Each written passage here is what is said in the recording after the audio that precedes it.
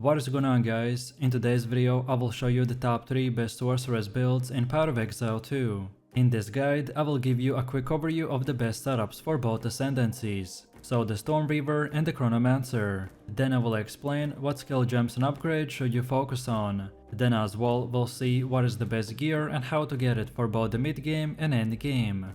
And then finally, we will go over the passive tree, attributes, your skill rotations, and even what Atlas passive should you use, so we would be able to get the highest damage possible and much more. If you are looking for any of these builds on the website, then click my link in this video's description or the pinned comment. And before we continue, thanks to U4GM. They are a pro website that provides POE2 services like cheap currency, then even to trade all types of quality items and gems and much more. They have also more than 20,000 positive comments on Trustpilot, and this website is really worth a try. So make sure to use my discount code KATE for extra 6% off. This setup is not just about the raw power, but about transforming the fireball into something that feels entirely new, thanks to the infusion system and the Black Flame Covenant Keystone. The idea of turning the basic flame into a purple one that scales with both ignite and chaos mechanics makes this build one of the most unique spellcasters in the game. At its core, the build revolves around the Fireball, which is a skill that has existed since the very beginning of POE of Exile, but Fireball has changed dramatically in the 0.3 by becoming a spell that interacts with the new infusion mechanic. Infusions are temporarily elemental ground effects generated by certain spells, and when you consume a fire infusion with the Fireball, your next cast will explode into multiple secondary projectiles. So now suddenly, the Fireball no longer feels like a slow single orb, but more like a miniature of the Storm Bolt, by spreading across the screen and multiplying your damage in every direction. Not only does your flame now appear purple, but they also ignite as chaos, meaning that your damage over time comes from a completely different scaling. This allows you to stack chaos multipliers, ignite duration and damage over time, in ways that the basic Fireball build would not achieve. The Blood Mage Ascendancy will tie everything together by changing the way that you pay for spells. Instead of mana, every cast will cost life. At first, that might sound dangerous, but the passive tree and the gear are designed to make it feel smooth. Your life pool is massive, your regeneration and the leech are consistent, and your spells will actually help you to sustain by returning the health with every cast. So let's take a look at the build, and the first thing is the skill gems. The Fireball is our centerpiece, but it only becomes the monster we want when it interacts with infusions. The infusion mechanic means that you need to support spells that constantly feed your Fireball with the charges of power. The Living Bomb is one of the most important ones, because it generates fire infusions instantly. By casting it twice before firing the Fireball, you guarantee that all the Fireballs will be infused and you will unleash secondary projectiles. Then the Solar Orb and the Snap will add extra consistency. The Solar Orb provides a sustained zone that constantly refreshes your infusions, while the Snap gives you an on-demand generation when you need so less most, by turning routine casts into devastating detonations. The flow of combat is built around weaving these spells together. You begin by placing the Sigil Power to ground yourself in the fight, then apply the Despair to strip enemy cast resistance and open them to your damage. You'll trigger the Living Bomb to build infusions, and then release the Fireball to consume them. All of this will create a wave of projectiles that ricochet across the map. The Chaos Bolt serve as a filler, by keeping your damage rolling when you cycle your infusion generation. It feels like a rotation of build up and release, and once you master the timing loop it becomes the second nature. Then next, our passive tree will combine 3 principles, so scale chaos infused damage, turn the life into your resource, and amplify the spellcasting utility. We start by getting nodes that boost spell damage, ignite scaling and the chaos multipliers. With the Black Flame Covenant active, all of your fire damage will become chaos, so every chaos node will become relevant. The damage over time multipliers, ignite nodes, and the burning damage clusters will all become key parts of your scaling. This dual interaction between the fire mechanics and the chaos mechanics is what exactly allows the Fireball to reach its full potential. Then the life investment is the second major priority. Because you are a Blood Mage, so your life pool is both casting resource and a survival buffer. The nodes that increase the flat life, percentage life, and regeneration will become more valuable than almost anything else. Notables like the Sangumancy and the Whispers of the Flesh will feed directly into this style, by rewarding you for casting and spawning life remnants that support your sustain. Recovery on the spell hit, life leech, and regeneration nodes will keep the loop stable, so that you never feel like you're actually running out of life, despite constantly draining it. And then the final thing is utility. The fireballs infuse secondary projectiles only matter if they travel far and persist long enough to hit multiple enemies, so projectile speed and duration scaling are very important. Then next we got gear, and for this build we want to emphasize life, chaos scaling and the spellcasting efficiency. Your weapon of choice is usually a staff, which in my case is the Chimming Staff, which can roll very high spell damage, critical strike chance and the cast speed. The staff setup also enables very strong weapon swaps, by letting you carry alternate setups for the curse application and infuse generation. Then defensively, the Rapid Globe is a strong option for the life-based sustain, while the Snake Pit provides unique projectile interactions. Then Defiance of Destiny shines in the late game to give you extra layer of survivability. Your armor pieces focus first and foremost on the maximum life and resistances, because you're constantly losing life, so stacking as much as possible is the only way to keep the engine running smoothly. Then after that, the Chaos Multipliers, spell damage and the cast speed are the offensive stats that you want to get. Jewelry is where you push your ceiling, so amulets and rings with the global critical strike multipliers, chaos damage and the cast speed are ideal. The Seed of Catalysm is a standout ring, while the rare amulets can push your damage even further. Your belt should focus on reinforced sustain, ideally rolling a very high life and the flask modifier. The flasks themselves are crucial for this build, as they act as an emergency recovery button when you get to low HP. Then for your helmet, gloves and boots, you should follow the same principles, so life and resistances first, and then whatever offensive bonus you can find. And now finally, let's take a look at how to actually play this build. Most of the time, we want to alternate between using the Living Bomb and the Fireball. Living Bomb will provide the infusion while the Fireball consumes it, and in 1 second the enemies will disappear in purple chaos. Then against tougher enemies, the rotation becomes a bit more involved. You drop the Sigil of Power to empower yourself, then apply the Despair to strip resistances, then trigger multiple infusions, and then detonate them with the Fireball. The Chaos Bolt will fill the gaps and ensure that you're never standing idle. Infusion generation is the core principle of where this build lies, so Living Bomb is your bread and butter, but the Solar Orb and the Snap will provide consistency when you need the extended loop. On weapon swap, you can carry a staff setup that allows you to quickly apply curses, by ensuring the nexts are always under the full weight of your debuffs. This DPS flow will almost become rhythmic. You drain life and restore life in the same moment, and fill the battlefield with a storm of corrupted fireballs. It's not the cleanest build visually. The purple fire, the explosions and the curses and the ground effects often will make the screen a chaotic mess.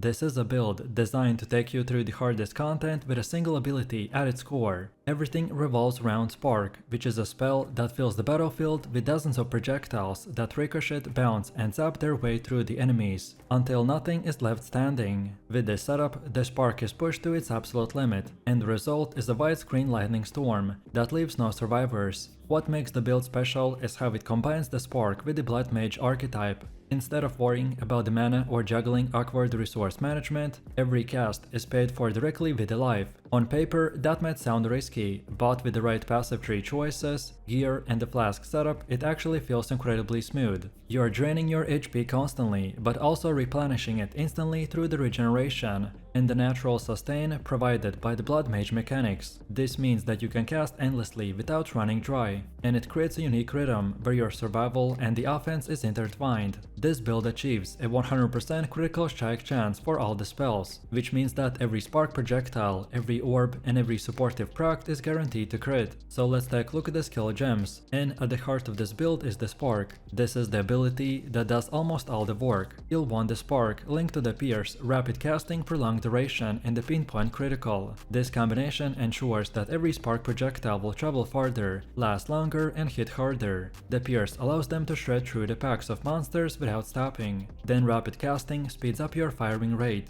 to fill the screen faster. Prolonged duration will ensure that Spark stays active longer to bounce more times, and Pinpoint Critical pushes the critical chance into overdrive by multiplying effectiveness of every single hit. Then supporting this is the Orb of Storms, which you socket in your second weapon set. This is linked with the Overabundance, Consider Casting and Arcane Surge. The Orb of Storms is more than just a utility skill. It acts as an additional source of damage, while also triggering the critical strikes and keeping your buffs active. Whenever you drop an orb into the pack, it chains and shocks enemies, while also recharging your Arcane Surge for increased damage and the cast speed. Then the third major offensive skill is the Power Siphon, linked with the cast on critical strike and the arc. This allows your spark crits to trigger additional lightning spells or even more screen coverage. With the supports like the Boundless Energy, Energy Retention and the Life Tap, this setup sustains itself and turns every crit into a cascade of the extra spells. For debuffs and support, you run the Sigil of Power, which both empowers your damage and weakens the enemies inside its radius. The Sigil is linked with the Elemental Weakness, Prolonged Duration and the Heightened Curse effect by turning it into a massive damage amplifier. You also bring Firestorm for the wide AoE destruction, paired with the Rapid Casting, Prolonged Duration and the Elemental Focus. And finally, the last important thing is the Frost Bomb, which is used as utility tool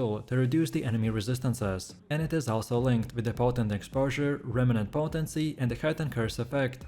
Next up, the passive tree is specifically designed to maximize the consistent critical strike potential, while also sustaining life cost of the blood magic. You begin prioritizing nodes that grant critical strike chance, critical strike multiplier and the spell damage. Notables like the raw destruction, practice signs, critical overload and the sudden escalation, evocated efficiency and the critical exploit are all part of the early build. Each one pushes your crit chance higher, then scale the multipliers that turn those crits into devastating hits, or even reduce the cost and increase the efficiency of your casting. From there, the path continues into the larger crit clusters, like the Potent Incantation, Efficiency Killing, and the Strip Defenses, before reaching the True Strike and for the Juggler. This synergizes perfectly with the Spark's Rapid Fire playstyle, by ensuring that not only you can crit all the time, but also that those crits will shred through the enemy defenses. Then the Mental Arrocrity and the Electric Amplification are picked up along the way, by boosting the cast speed and the lightning damage. A key aspect of the tree is the Blood Magic Keystone. By converting all mana cost into life, you will eliminate the need for the mana entirely. Instead of every cast draining the life directly, the passive tree will balance that with the large investments into the maximum life and regeneration. The padding also secures plenty of the raw life, percentage increase and regeneration, making it possible to sustain the spark spam infinitely as long as you have a strong flask and recovery. Then projectile speed and duration scaling also play an important role, because spark is at its strongest when projectiles travel further and last longer. Then next up we have the gear, and the setup for the Spark Blood Mage build will emphasize for both the offensive scaling and the sustain, which is needed to survive when you're losing constantly life. The weapon of our choice is a wand, as they will naturally boost spell casting and can roll critical strike chance for the spells, global crit multipliers and even the cast speed. Ideally, you want a wand with a very high base spell crit chance, plus the mods that increase multipliers and the spell damage. The cast speed is also very crucial, as it multiplies the effectiveness of the spark by letting you fill the screen faster. Then your offhand can be either by a shield or a second wand. If you want to go with a shield, then prioritize life resistances and the spell crit bonuses. A high-end rare shield with these stats will provide the best mix of offense and defenses. Then for your armor pieces, like the helmet, chest, gloves and the boots, you want maximum life and resistance first, and then look for the spell damage, lightning damage or the cast speed as a secondary bonus. Because this is a blood mage build, so any gear that provides life regeneration or the life gain on a cast is especially valuable, as it directly offsets the cost of your casting. Then the jewelry is where you push the build's damage ceiling to the roof. Amulets, rings and the belts can all roll global critical strike multipliers. The amulet slot is particularly important, because this is where you equip the Chore of the Storm, which synergizes perfectly with our crit scaling, and adds a consistent rain of lightning bolts as you cast.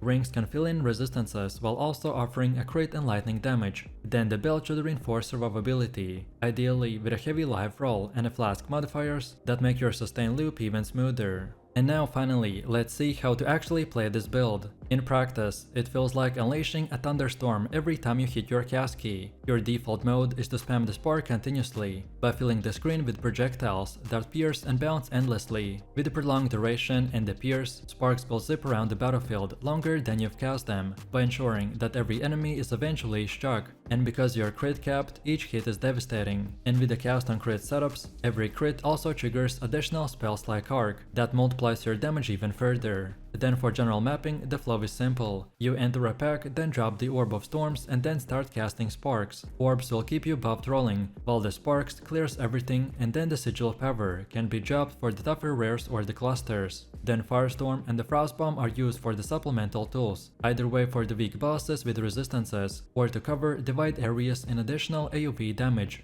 Most of the time you don't even need them, as the spark alone is more than enough to delete entire screens. And then against bosses, the rotation is a bit more different, but it's still straightforward. So this time you want to drop the Sigil of the Power first, then apply the Frost Bomb for exposure, and then channel Spark, while the Orb of Storms will keep the Arcane Surge active. Overall, this combination of the curses, debuffs, and the crit scaling sparks will all melt bosses in split seconds.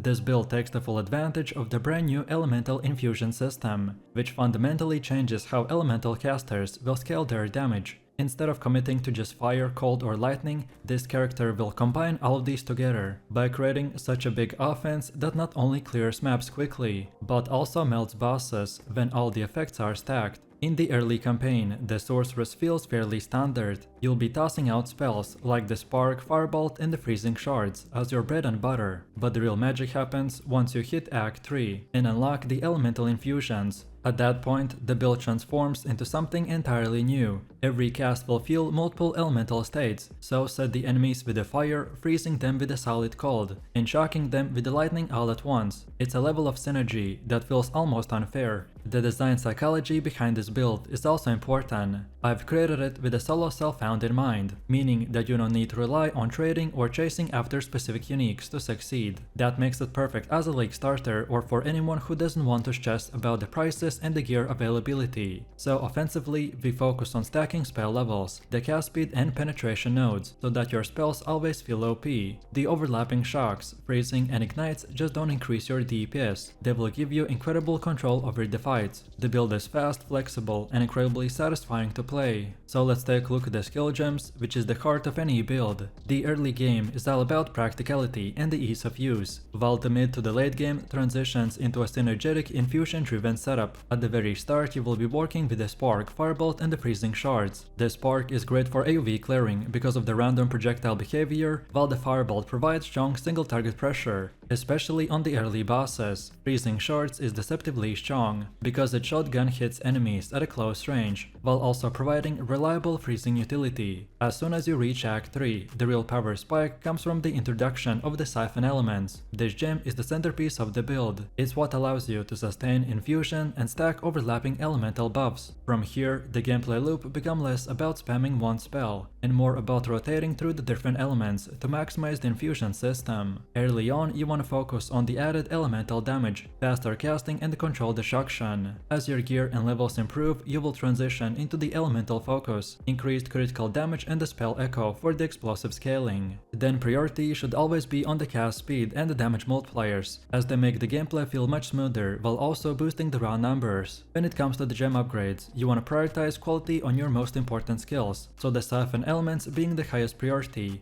followed by your core damage dealers like the Fireball and the Orb of Storms. Then next, the passive tree is what turns the build from a decent campaign caster into a late game powerhouse. Starting near the beginning, you immediately pick up the spell damage, mana, regeneration, and intelligence nodes to create a solid foundation. These nodes will keep you casting smooth and efficient, which makes you sure you never feel like you're running out of resources mid-fight. Then from there, the tree branches outwards into the elemental clusters. The beauty of this build is that it doesn't pigeonhole itself into one element. You're deliberately spreading your investments across fire, cold, and the lightning nodes. The fire clusters will enhance your ignite and the raw damage scaling. Then cold clusters will empower your freeze chance and the crit potential, while the lightning clusters will focus on the shock effectiveness and the critical strikes. Together, these investments will ensure that no matter what you're casting, it always feels OP. Another big focus is on penetration. Enemies scale resistances heavily as you progress, and without penetration, your spell starts to fall off. By grabbing elemental penetration nodes across the tree, you will ensure that the damage stays relevant against even the tankiest bosses. Defensively, the hydration is also the key, so energy shield clusters combined with the life nodes will give you a dual layer defenses. This lets you absorb huge spikes of damage without instantly dying, while your regeneration and the shield charge sustain you through the prolonged encounters. Mana sustain also becomes vital. elemental, so you'll be picking up nodes that increase mana efficiency and the regeneration, which allows you to keep spamming spells without interruptions. And then finally, the crit padding ties everything together. The spell critical hit chance and the multiplier nodes give the Sorceress a burst potential, by turning the standard casts into a massive nukes. Next up we have gear, which is always a huge part of any build. So let's break down what you need here. During the campaign, you want to prioritize movement speed above all else. Boots with the movement speed will completely change how the build feels, letting you dodge mechanics and move efficiently through the acts. After that, focus on the life, energy, shield and resistances. These stats will keep you alive through the early difficulties, while still letting you to dish out damage. Weapon-wise, the staffs are the best starting option. They naturally roll with the largest stat bonuses, which makes it easier to find strong versions early on, but then later you want to transition into a wand and a shield setup, or a mix of offense and defense. The shields provide an extra energy shield, resistances and sometimes even block, which is super valuable against tougher bosses. Then for stat priorities, intelligence is your main attribute, but don't neglect the strength and dexterity requirements for the certain gems. Then on gear, your priority should be first the movement speed, then maximum life, then mana regeneration, then cast speed, then plus levels to elemental skills, and then any type of resistance.